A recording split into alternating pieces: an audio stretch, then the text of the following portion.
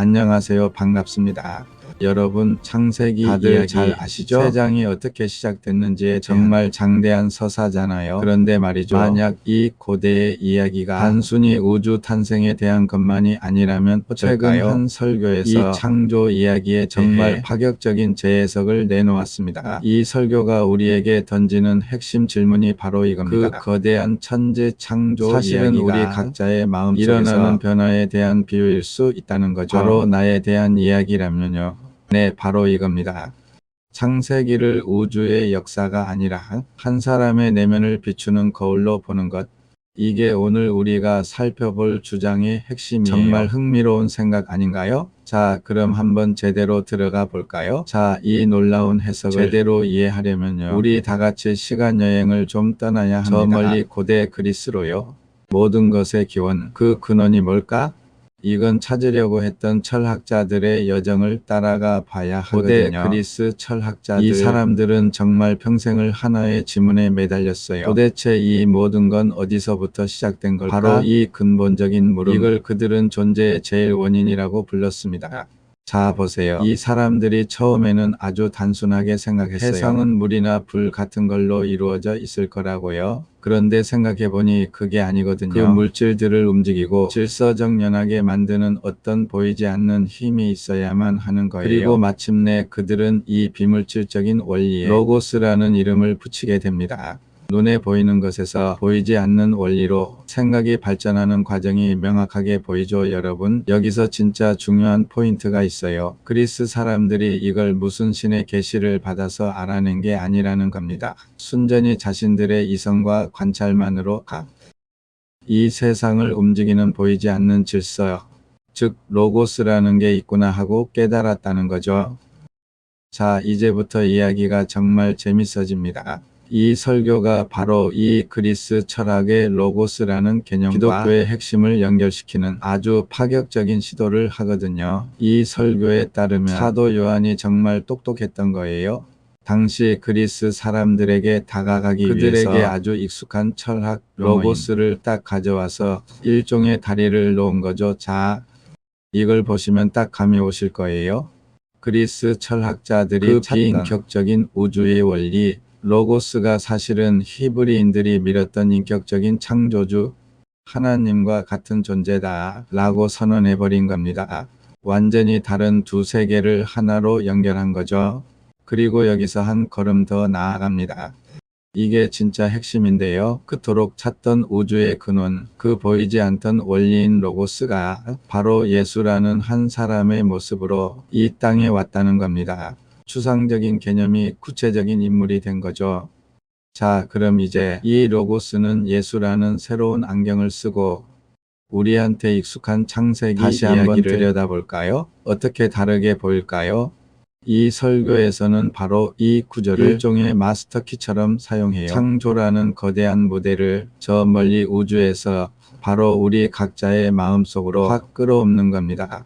이 표를 보시면 확실히 이해하기 쉬우실 거예요. 두 가지 층위가 있는 거죠. 예를 들어 빛이 있으라. 이게 전통적으로는 그냥 태양 같은 물리적인 빛이잖아요. 근데 개인적인 차원에서는 내 마음에 예수라는 빛이 들어오는 순간이라는 거예요. 7일간의 창조도 마찬가지로 실제 우주가 만들어진 과정이면서 동시에 한 사람의 영혼이 성장해가는 7단계를 상징한다는 겁니다. 좋아요. 그러면 내 마음속에서 일어나는 창조라는 게 대체 구체적으로 뭘까요? 어떤 모습일까요? 먼저 창조 이전의 상태부터 시작합니다. 창세기에 보면 땅이 혼돈하고 공허하고 흑암이 깊었다고 나오잖아요. 이 설교는 이게 바로 신이 없는 빛이 없는 우리 마음 상태를 그대로 묘사하는 거라고 말하는 거예요. 공허, 흑암. 이 세 단어로 딱 정리하는데요. 혼돈은 뭐랄까? 삶의 방향이 없는 무질서한 상태, 공허는 뭘 해도 속이 통 빈 것 같은 허무함, 그리고 흑암은 말 그대로 희망이 보이지 않는 캄캄한 상태를 말하는 거죠. 바로 그 상태에 이 한마디가 선포되는 겁니다. 빛이 있으라. 이 설교의 관점에서는 바로 예수가 내 삶에 들어오는 순간 그 결정적인 변화의 시작인 거죠. 그리고 빛이 들어온 후의 모습은 이렇게 바뀝니다. 아까 봤던 혼돈, 공허, 흑암 기억나시죠? 그게 이제는 질서, 체험, 빛으로 완전히 뒤바뀌는 거예요. 혼돈은 질서로, 공허는 목적으로 채워지고 흑암은 빛으로 밝아지는 거죠. 정말 극적인 대비 아닌가요? 자, 그래서 핵심이 뭐냐? 이 설교는 창세기를 저 멀리 있는 박제된 옛날 이야기가 아니라 지금 바로 여기서 내 안에서 일어날 수 있는 재창조에 대한 생생한 이야기로 바꿔놓는다는 이게 겁니다. 바로 이 해석이 갖는 힘이죠. 그래서 마지막으로 여러분께 이런 질문을 던지게 되는 것 같아요. 우리가 이런 고대의 이야기를 단순한 역사책이 아니라 내 삶을 비추는 거울로 내 안의 설계도로 보기 시작할 때 과연 그 이야기의 힘은 우리에게 어떻게 달라질까요? 한 번쯤 깊이 생각해 볼 만한 질문인 것 같습니다. 사도 바울은 고린도후서 4장 6절을 통해 창세기 1장의 어두운 데서 빛이 있으라 하신 천지 창조 사건은 오늘날 우리 마음속에서 예수 그리스도의 얼굴에 있는 하나님의 영광을 아는 빛을 비추는 것과 같다고 설명합니다. 즉 창세기 1장의 천지 창조 사건은 단순히 과거에 일어난 사건일 뿐만 아니라 예수 그리스도가 우리 마음속에서 그리스도의 형상으로 지어져 가는 7단계 심령 창조를 설명하는 그림자입니다. 창세기 1장 첫째 날에 창조인 빛이 있으라는 명령은 예수 없는 인간 심령의 상태인 혼돈, 공허, 흑암이라는 세 가지 상태를 이기게 하는 능력을 가집니다.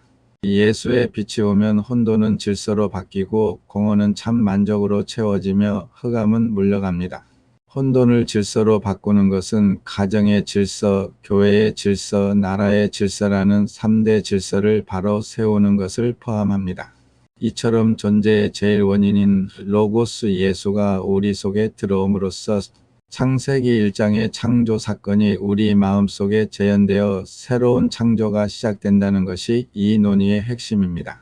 끝까지 시청해 주셔서 감사드립니다. 예수 한국 복음 통일 자유 대한민국 사랑합시다. 예복 ETV 운영자 정권식 목사입니다. 좋아요, 구독 부탁드립니다.